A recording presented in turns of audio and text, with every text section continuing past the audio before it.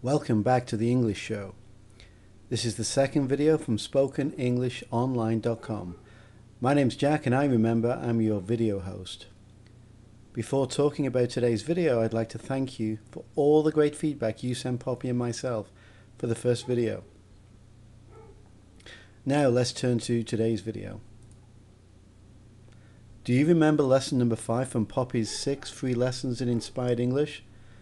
Lesson number 5 is called You Can Speak Perfect Grammar. Let me remind you about this method. It's the best way to stop making grammar mistakes without the pain of learning grammar rules. First, listen to a short story in the present. Listen to it 10 times every day for 1 week. Then, listen to the same short story that happened last week or last year in the past. Listen to it 10 times every day for 1 week. Finally, listen to the same short story that will happen next year or next week in the future. Listen to it 10 times every day for 1 week. By listening to these stories again and again, you start to learn the tenses deeply. In this video, I'm going to give you a real example of lesson number 5 in a very short story called A Weekend in Paris. In video 1, we cover the present tense. In video 2, we cover the same story in the past tense. And in video 3, we cover the same story in the future tense. Simple enough? So let's get started with video 1, A Weekend in Paris live. My family loves Paris. We really enjoy going there once every year. This year we take the Eurostar train from London to Disneyland Paris. It's an easy trip, no hassle with airports, planes, cars or ferries.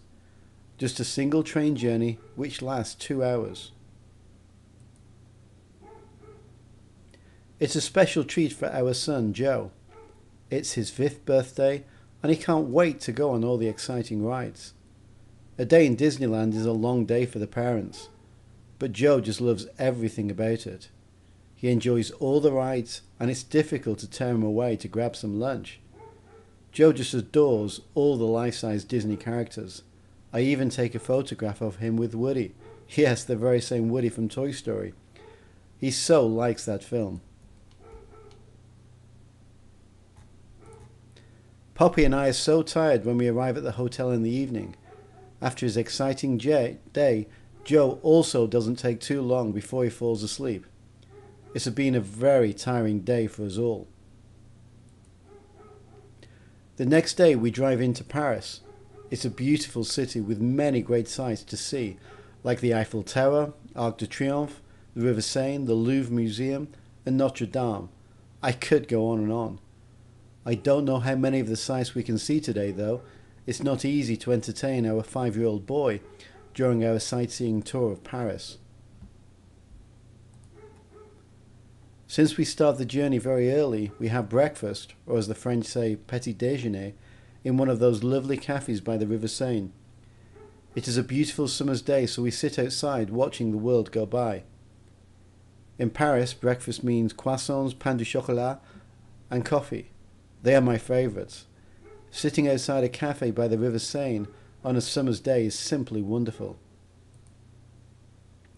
We can't stay there all day though. Instead, we decide to go for a walk and enjoy everything there is about Paris. Fortunately, we have our stroller with us. This is great for when Joe gets tired from walking, which is usually after only about 5 minutes. Without it, it's either Poppy or me who have to carry him, and that can make for a very difficult day. You see so many street artists in Paris, either sketching or painting the beautiful scenery and the architecture. We stop and watch an expert at work drawing a beautiful summer's day by the River Seine. There are so many special things about Paris that both Poppy and I really enjoy. That's the end of video 1, A Weekend in Paris live. Before watching video 2 in the series, please watch this video again a minimum of 10 times to ensure you learn this material properly.